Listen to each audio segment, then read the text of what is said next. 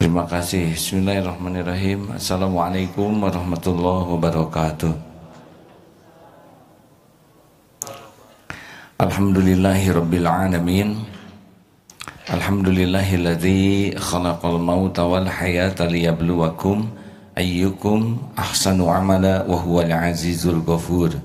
Allahumma shalli ala sayyidina Muhammad wa ala alihi wa ashabihi ajma'in. Mudah-mudahan kita termasuk orang-orang yang memiliki hati yang bersih, karena kebusukan hati adalah sumber dari segala masalah.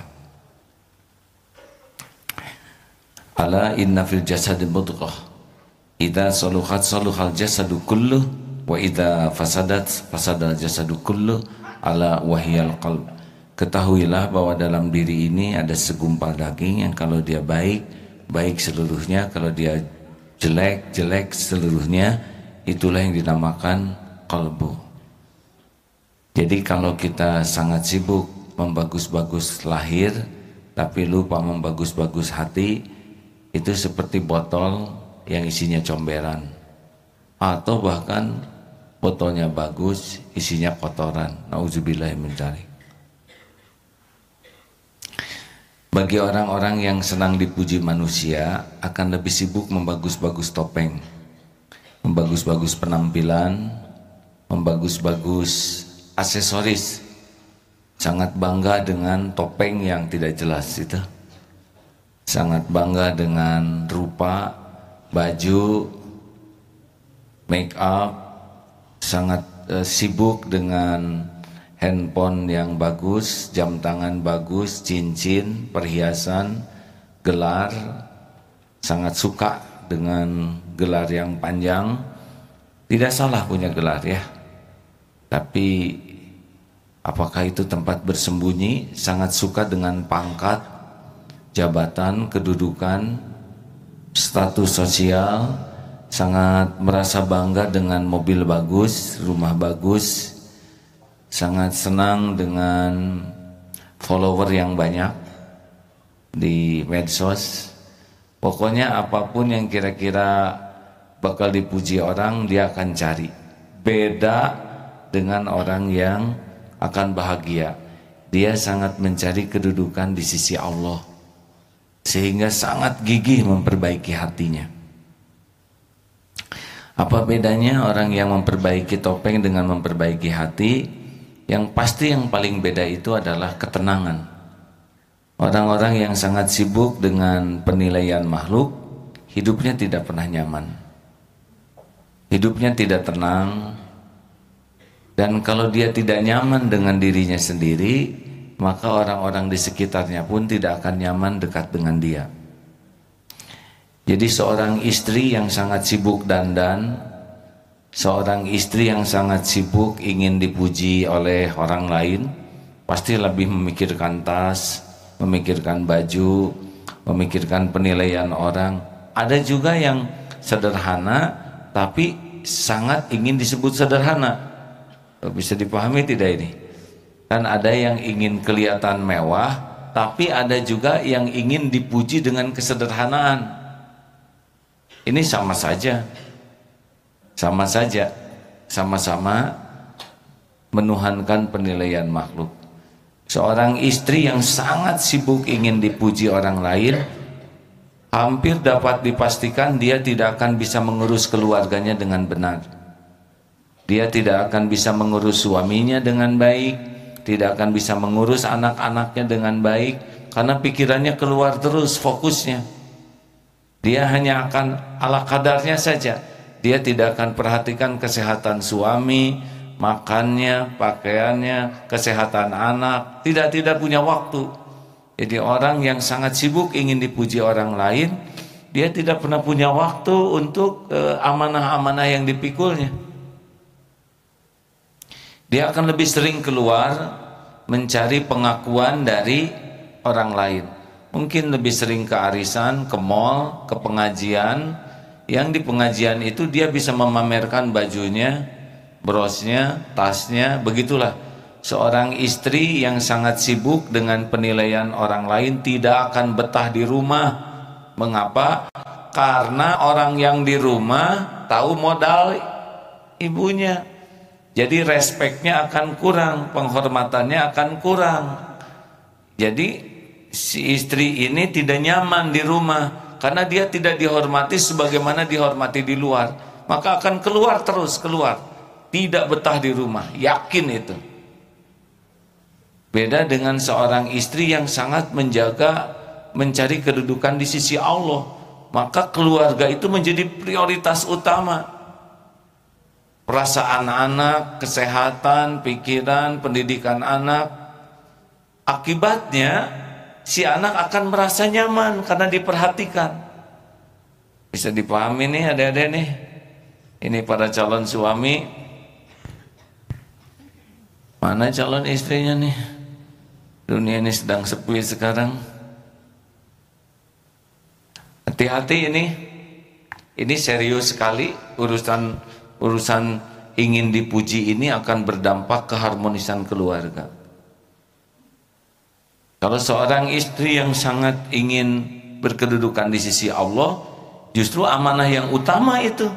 Anak, suami menjadi pikiran utamanya. Jadi akan tahu perkembangan anak, kesehatan anak, kesulitan anak, tekanan-tekanan perasaan anak. Anak menjelang remaja, dia paham ya. Dia berusaha jadi kawannya. Anak-anak akan menikah atau anak-anak yang sudah mau mengarungi keluarga, dia akan serius mempersiapkan anak-anaknya. Bagaimana kalau dia perempuan jadi seorang istri, bagaimana seorang ibu, dia menjiwai proses itu karena memang hatinya penuh ke rumah. Tapi bagi yang pecinta pujian, enggak bisa. Tidak peduli kepada perkembangan anak kecil, anak SD, anak SMP, masa puber, dia nggak akan peduli. Anak lagi banyak masalah, tidak, karena dia sangat peduli kepada dirinya supaya dilihat bagus oleh orang lain, dilihat keren, dilihat hebat, dilihat pinter, dilihat soleha. Dan ini bad news. Apa bad news? Bed itu tempat tidur. Ini adalah berita buruk bagi orang yang hidupnya sibuk. Jadi kalau orang menuhankan penilaian orang tuh benar-benar dampaknya bukan hanya pada dirinya, pada suaminya, pada anak-anaknya, mertuanya, who care? Siapa peduli ke mertua? Nggak kepikir mertua tuh, ya. Jangankan mertua, orang tua sendiri saja nggak begitu kepikir karena orientasinya diri. Bagaimana saya kelihatan hebat, bagaimana saya kelihatan keren, bagaimana saya kelihatan bagus, bagaimana saya kelihatan mempesona. Dia nggak pernah peduli apapun selain dirinya sendiri. Ini menuhankan diri sendiri. Mudah-mudahan yang belum menikah jangan dapat istri kayak gini ya. Beban lahir batin bagi seorang suami. Sekarang suami centil. Sama, suami yang sangat ingin dilihat hebat oleh orang lain, ingin kelihatan suami hebat, ayah teladan, tapi pikirannya adalah penilaian orang, tidak akan bisa ngurus keluarga. Yakin tuh. Suami pecinta harta, suami pecinta pekerjaan, suami pecinta penampilan, suami yang mencintai hobi, suami yang mencintai kekaguman orang. Sama, dia akan sibuk membagus-bagus baju, sepatu, arloji, cincin. Bukan tidak boleh, boleh ya, boleh saja, silakan. Tapi bukan itu yang jadi fokus. Ada yang sibuk ingin punya mobil kelihatan bagus, ingin penampilan bagus, dia akan rajin ke salon supaya kulitnya bagus ya. Dia akan fitness supaya badannya bagus, tapi tujuannya dipuji orang terus. Dia tidak pernah punya waktu bagaimana memikirkan mendidik istrinya supaya jadi istri yang benar. Tidak pernah punya waktu untuk mikirin anak-anaknya supaya jadi anak-anak yang benar. Dia sibuk keluar saja pikirannya tuh. Tidak betah di rumah, karena di rumah tidak akan dihargai. Karena dia tidak dihargai di rumah, dia akan cari orang-orang yang menghargai dia. Terus, apakah bahagia? Tidak akan pernah. Karena yang membuat bahagia itu adalah Allah Subhanahu wa taala. Itulah bahayanya kalau kita menuhankan banyak hal. Menuhankan penilaian, menuhankan duniawi.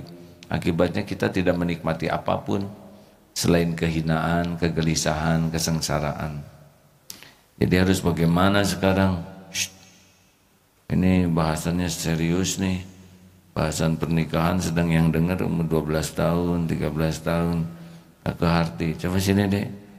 Sini sebentar, nggak mau ya, yang ini. Ini udah kemarin, satu deh, ini yang belum pernah dipanggil. Sini deh, sini sayang, punten, nggak apa-apa, kita membahas masa depan. Jadi dua nih kan, yang mana ada udah pernah diajak ngobrol belum? Sudah pernah diajak ngobrol belum?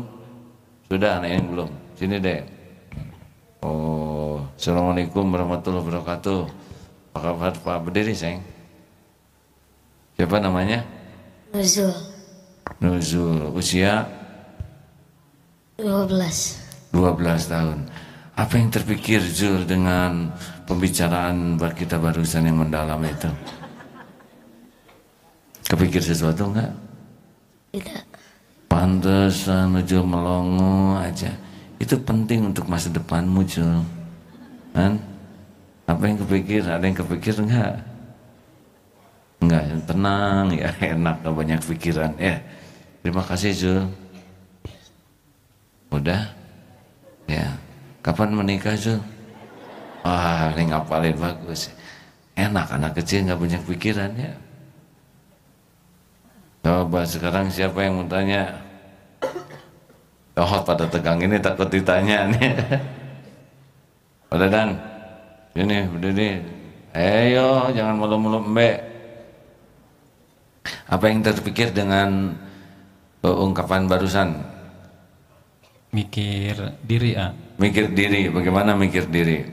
Takdirnya walaupun di level ya saya sederhana, tapi ada saat-saat tampil gitu ya. Ada saat-saat tampil, bahkan satu saat juga tampil di majelis karena tahu saya dari Darut Tauhid, saya muridnya A. Bahkan apa yang terjadi dulu baru ketemu sekarang A. Nah, Maksudnya gimana? Izin ada rasa senang juga gitu kan ketika audiens sepertinya merasa menyimak, mengikuti apa yang disampaikan. Jadi ini yang sampaikan oleh barusan ternyata memang berbahaya sekali berorientasi pada diri.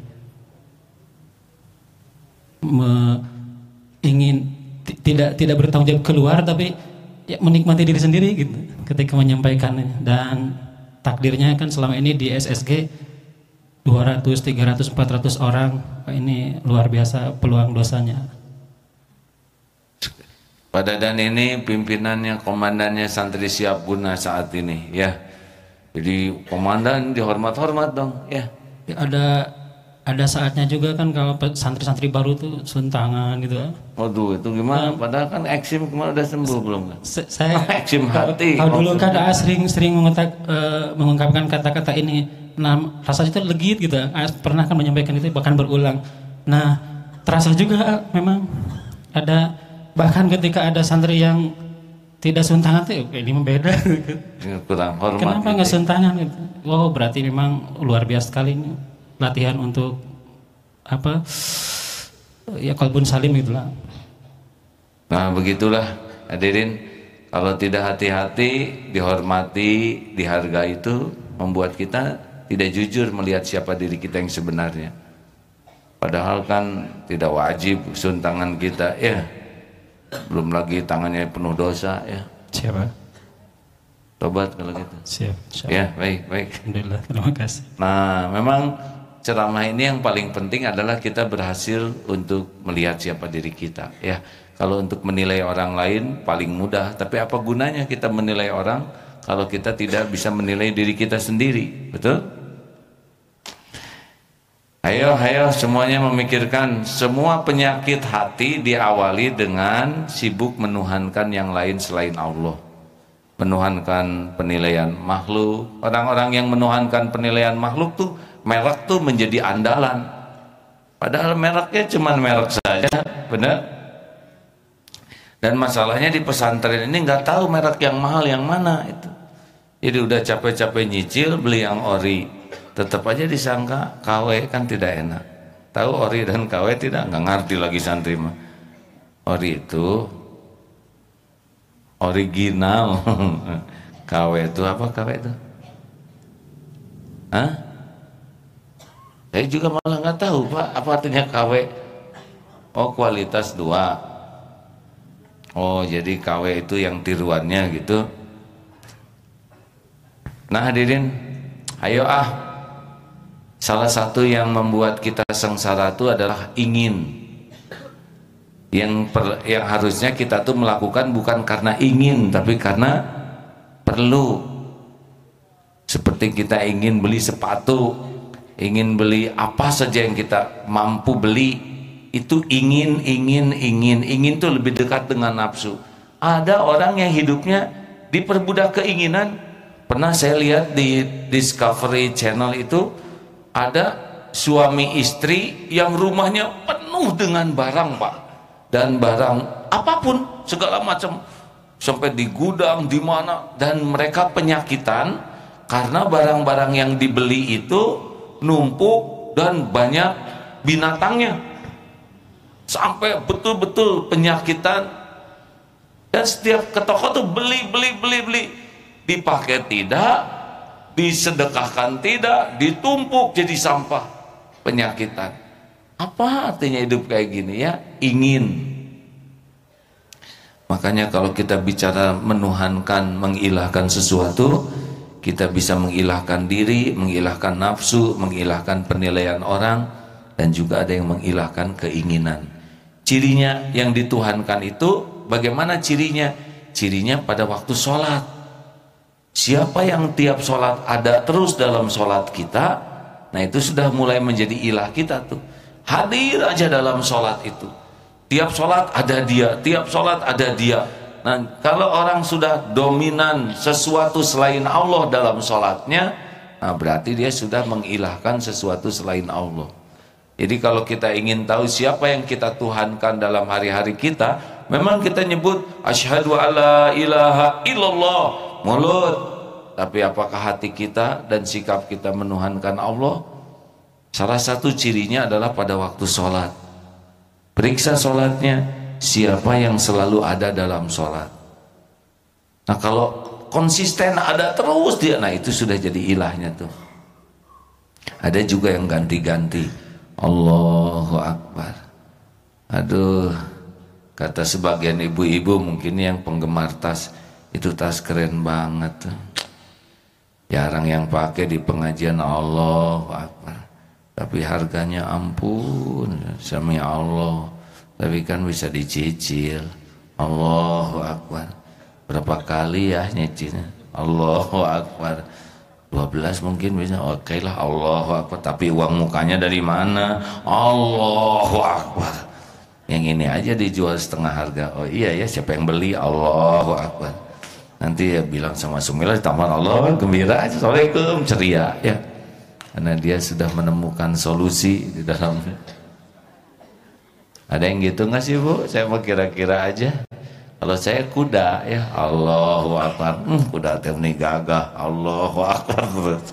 Mahal, makannya gimana? Rumput musim kering deh, mana Allahu Akbar. Jadi tegang sholat tuh ya. Hadirin sekalian, hati-hati. Kalau kita tidak waspada, hidup ini terus berlanjut sengsara, hina, dan bisa celaka. Mari kita periksa siapa yang mendominasi hati kita. Lalu bagaimana cara mengatasinya? Ya seperti yang sering diungkapkan, kalau dia muncul tekan oleh zikrullah. Dia muncul, wah gimana nih? Nanti berat hisabnya di akhirat. Pokoknya setiap muncul yang mendominasi selain Allah, ala bidzikrillah tatmainnul qulub. Camkan, hatimu hanya akan tentram dengan mengingat Allah. Kalau hati ini sudah mulai tidak enak, tidak nyaman, nah sudah masalah. Salah satu ciri kesombongan kita ya, menuhankan pujian, kita jadi tidak suka dikoreksi, tidak suka dikritik, tidak suka diberitahu kesalahan kita. Ini salah satu ciri orang-orang yang menuhankan penilaian orang. Dia ingin kelihatan perfect, ingin kelihatan sempurna, ingin kelihatan sudah baik. Ini celaka kalau kita bisa punya penyakit ini, na'udzubillah. Karena kita kalau diberitahu kekurangan tersinggung, diberitahu dikoreksi sakit hati, menghindar. Daripada kita sibuk mengakui dan memperbaiki diri, malah sibuk menyalahkan orang lain. Kamu juga belum benar, kenapa kamu ngasih tahu saya? Pikirlah diri kamu sendiri sebelum ngasih tahu saya. Padahal orang mengoreksi kita kan terkabulnya doa. Kita doa ihdinas siratal mustaqim, minta diberi petunjuk jalan yang lurus, lalu Allah mengabulkan lewat siapa yang Allah mau. Tapi kita jengkel. Nauzubillah min dzalik. Insya Allah hari besok, Ahad ya besok ya, hari Ahad besok ceramah di Istiqlal. Istiqlal itu sudah mulai tahun 99, sudah 18 tahun ceramah di sana. Alhamdulillah, walaupun badai dulu tetap saja konsisten. Ada yang dulu datang masih remaja, sekarang sudah bawa anak ke pengajian, Masya Allah. Ada yang dulu datang sudah tua, sekarang sudah tiada. Begitulah waktu berganti terus. Silakan bagi teman-teman yang ingin hadir di Istiqlal besok. Itu besok tuh paginya, subuhnya di Al-Hakim. Al-Hakim ini sebuah masjid di BSD yang Masya Allah, kalau sholat subuh tuh banyak dan disuguhi Pak. Jadi diberi makan sarapan pagi. Gimana kalau di Darul Tauhid dilakukan yang sama? Insya Allah.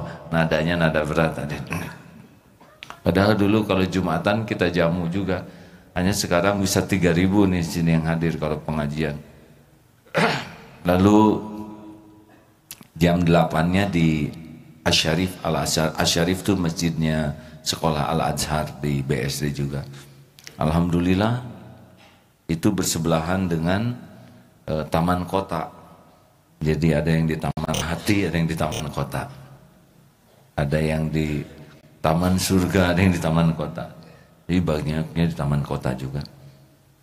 Mudah-mudahan suatu saat selain olahraga fisik langsung masuk ke masjid. Dan jam 10 di mana? Di Istiqlal insya Allah. Nah, sorenya ada pernikahan siapa tuh? Cinta Bella apa yang Bella Negara apa Cinta Laudia? Saya tuh nggak ngerti tuh yang nikah tuh. Yang nikah dengan orang Malaysia siapa? Artis siapa?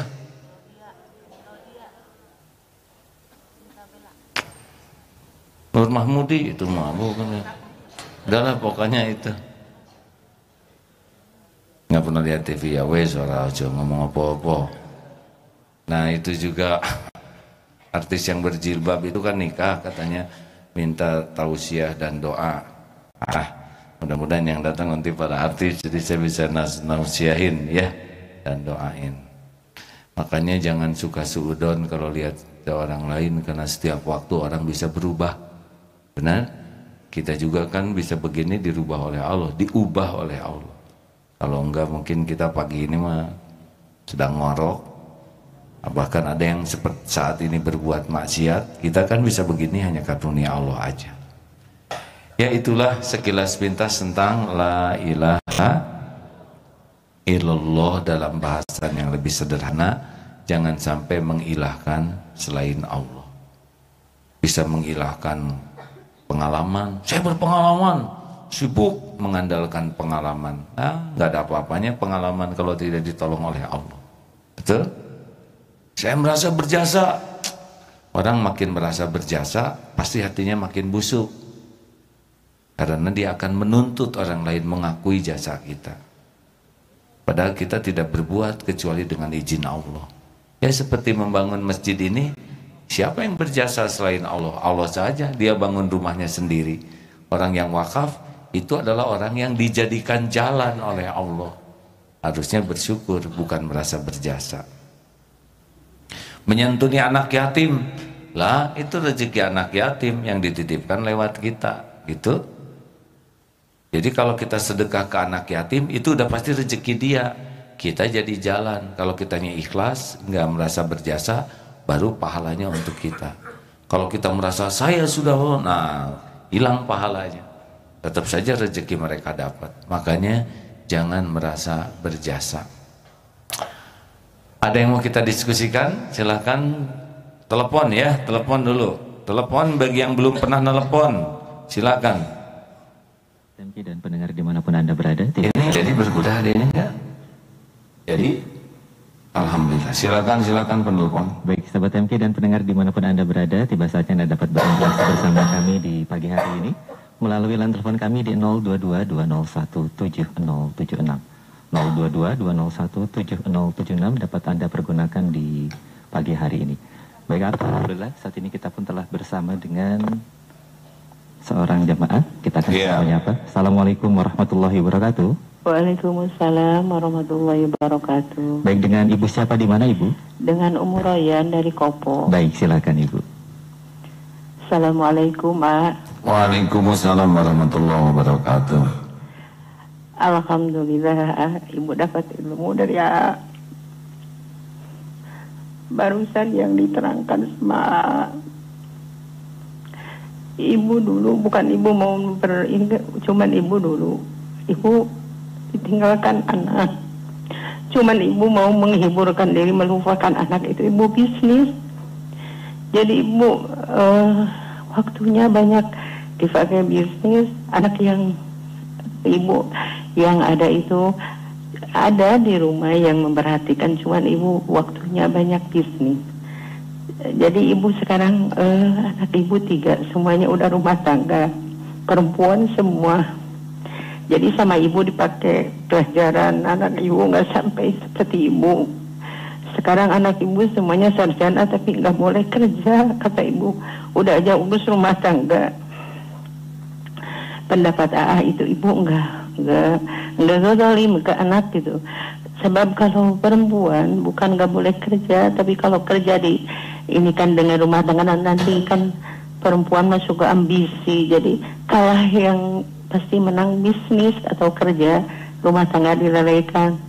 Kata Ibu, anak Ibu udah punya anak, udah aja urus anak, rumah tangga urus. Insya Allah penghasilan suami insya Allah barokah. Pendapat itu Ibu betul membimbing anak. Terima kasih Ibu, tunggu di radio. Ibu kenapa sedih gini? Ingat masa lalu? Iya, ingat Ibu. Ibu nyesel banget. Gak bisa dimundurin ya Bu ya? Iya, doakan Ibu mudah-mudahan husnul khotimah. Amin ya rabbal alamin. Baik Bu. Iya, terima kasih Ibu dengar di radio Baik, insya Allah. Assalamualaikum warahmatullahi wabarakatuh. Waalaikumsalam warahmatullahi wabarakatuh. Banyak pelajaran dari Ibu ini ya. Pada prinsipnya wanita itu memang diberi amanah di rumah, berbeda dengan lelaki. Tetapi tidak setiap keluarga memiliki kondisi yang sama. Juga ada beberapa wanita yang juga punya potensi yang berbeda.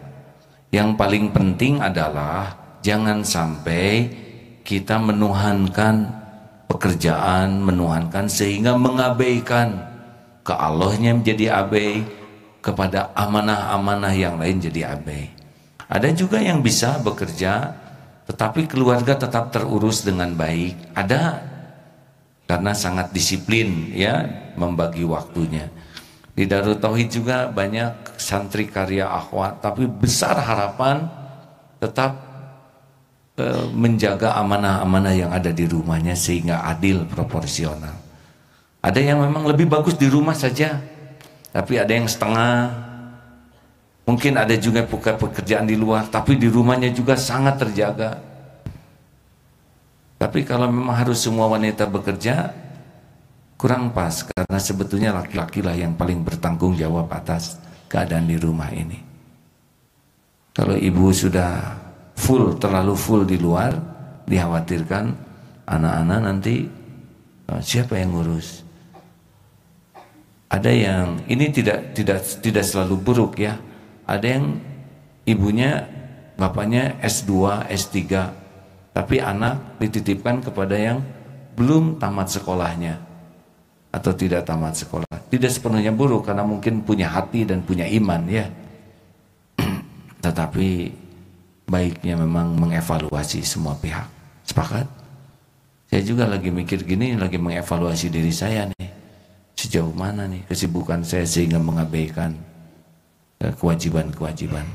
Silakan, daripada mikir begini nih. Mikir nggak Pak? Mikir apa? Belum sarapan ya? Iya memang beda-beda pikiran Pak. Silakan. Baiklah, saat ini kita pun telah bersama dengan sahabat Nadia dari Padalarang. Assalamualaikum warahmatullahi wabarakatuh. Baik, nampaknya terputus. Ya saya yang salah karena pasti udah terlalu lama nunggu di telepon ya. Maafkan ya. Silakan. Baik sahabat MK, silakan sampaikan interaksi Anda melalui telepon kami di 022-201-7076. 022-201-7076 dapat Anda pergunakan bersilaturahim bersama dengan kami di kesempatan pagi hari ini. Saat ini kita masih menantikan satu interaksi berikutnya dari sahabat kita di line telepon. Baik. Ada? Baik, ada. Ya. Baik. Assalamualaikum warahmatullahi wabarakatuh. Halo, assalamualaikum. Baik, waalaikumsalam warahmatullahi wabarakatuh. Baik, silakan. Dengan Ibu siapa di mana? Saya Ibu Rima dari Cibaduyut. Baik, silakan Ibu. Ya, halo, assalamualaikum. Waalaikumsalam warahmatullahi wabarakatuh. Maaf, saya mau tanya, tapi mungkin keluar dari tema. Saya mau tanya gimana hukumnya kayak perumahan syariah itu yang sekarang itu kan dia ada dua harga, jadi harga cash sama harga kredit gitu Gimana menurut hukumnya? Apa ada riba atau enggak? Makasih Halo, Bu, stop, halo Bu. Halo, assalamualaikum. Ini perumahan syariah. Ya. Perumahan syariah. Ya. Pasti ada dewan syariahnya kalau gitu ya. Iya. Nah kalau gitu para ulama yang di dewan syariah itu pasti sudah mempertimbangkan segalanya sesuai dengan syariah, ya. Oh iya. Begitulah. Oh, kalau misalkan dua harga gitu nggak apa-apa ya? Ya, nanti harus dilihat konteksnya, ya Bu. Oh iya. Karena saya belum mempelajari situasinya, maka kalau itu sudah ada dewan syariahnya, mesti dewan syariah itu tahu ilmunya sehingga bisa memberikan penjelasan yang bisa dipertanggungjawabkan. Baik, terima kasih banyak. Terima kasih. Ya. Alhamdulillah. Mendengar seperti Ibu tadi ya, bahwa nyesal itu memang tidak datang di awal. Tapi kalau sudah keburu terjadi dan menyesal itu lebih baik, sehingga bisa menjadi pelajaran bagi anak-anaknya. Silakan penelpon selanjutnya. Di dalam masjid ada yang mau nanya? Hah? Ini masalah pernikahan deh. Ada usia berapaan? Halo, radio boleh masuk juga. Baik, nampaknya kita pun telah terhubung dengan salah satu sahabat MG yang telah terhubung di pagi hari ini. Ada sahabat Nadia kembali yang tadi terputus dari Padalarang. Assalamualaikum warahmatullahi wabarakatuh. Baik, nampaknya kembali terputus. Ya, nah misalkan gini ya, udah nelpon putus, jangan begitu. Karena itu tidak menyambungkan apa-apa, benar? Sudah, innalillah wa inna ilaihi raji'un. Silakan. Baik sahabat MG, kami masih menantikan interaksi dari Anda. Silakan sampaikan interaksi Anda kembali kami undang di line telepon interaktif kami di 022-201-7076. Sekali lagi di 022-201-7076. Alhamdulillah, saat ini kita pun telah bersama dengan sahabat Vivi dari Mataram. Assalamualaikum warahmatullahi wabarakatuh. Waalaikumsalam warahmatullahi wabarakatuh. Baik, silakan. Assalamualaikum. Waalaikumsalam warahmatullahi wabarakatuh. Fi. Begini saya sudah berkeluarga, mempunyai 3 anak. Nah, suami bulan Juli kemarin dimutasi, jauh lagi dari anak. Nah, kami sadar bahwa anak itu dalam genggaman Allah, tapi secara lahiriah gitu ya, kami berdua terus berpikir seolah-olah kami itu tidak dengan anak tidak mengurus gitu, mengurusnya jarak jauh. Sempat saya dua-duanya PNS, sempat saya bilang sama suami bahwa saya mau lepas gitu ya dari pekerjaan. Malah anak-anak bilang jangan, katanya biarin aja, saya dampingi suami, biarkan bertiga di sini, nggak apa-apa, katanya. Anak-anak umur berapa, Bu? Ya, Anak-anaknya umur berapa? Yang nomor 1 nanti November 22 tahun, yang nomor 2 19 tahun, yang nomor 3 SMP di Eko A. Oh, sudah pada cukup dewasa ya? Iya, tiga-tiganya semua di Bandung, sedangkan saya sekarang ikut suami di Mataram di Lombok. Pulangnya berapa lama sekali itu? Saya belum pernah pulang, cuman anak-anak kemarin Idul Adha yang di Eko sempat libur 4 hari, anak-anak semua ke Lombok. Ini ada kunjungan nanti orang tua bulan Oktober akhir, ada rencana kami mau ke sana gitu. Jadi pertemuannya cuma via telepon gitu. Bagaimana perasaan Ibu? Ya, ini ya naluri Ibu ya dengan suami gimana gitu. Tapi ya tadi komunikasi tiap hari.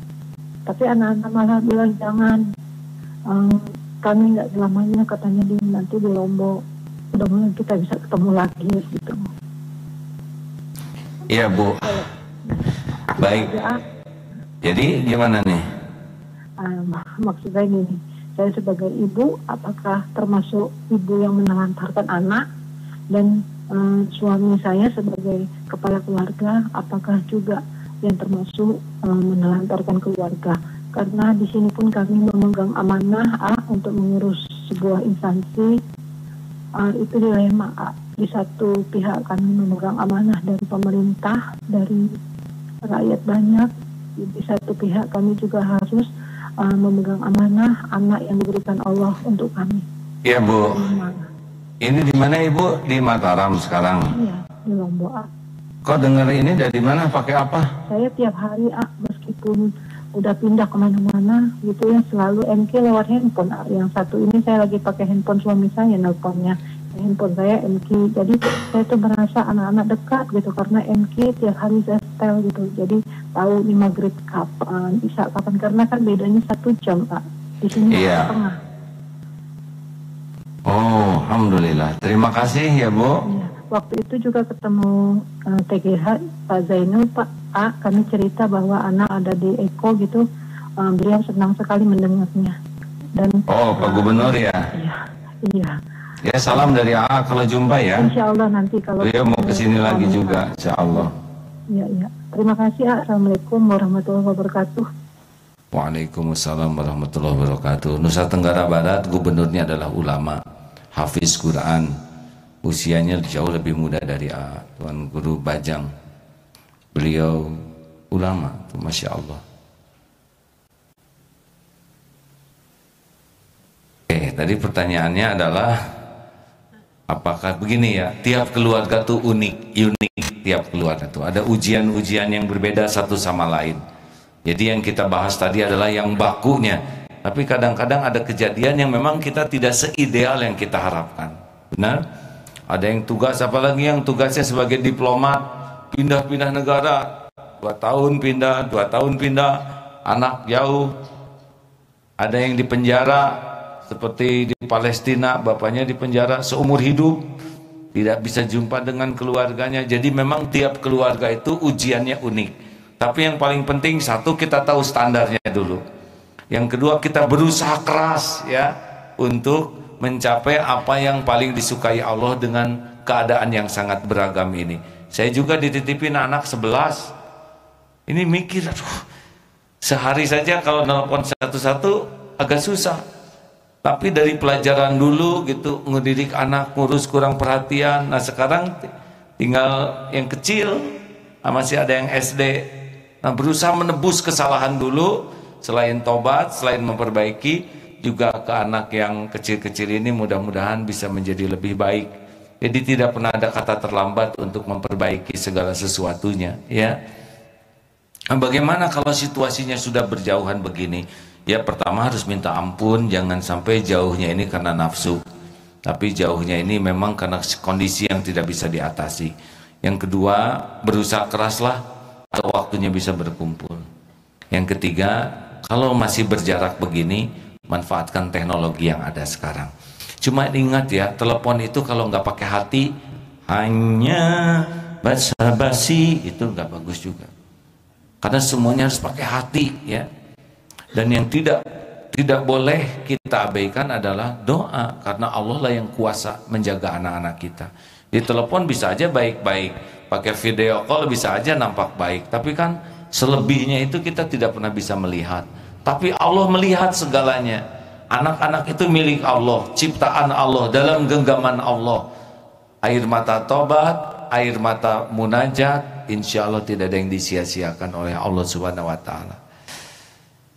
Ya, mudah-mudahan obrolan ini bermanfaat. Terima kasih Bapak Ibu yang baik. Semoga segala keterbatasan dan kekurangan dari perjumpaan ini diampuni oleh Allah dan diperbaiki ke depan, sehingga setiap ucapan, ilmu dan amal semuanya ada di jalan yang Allah ridhoi.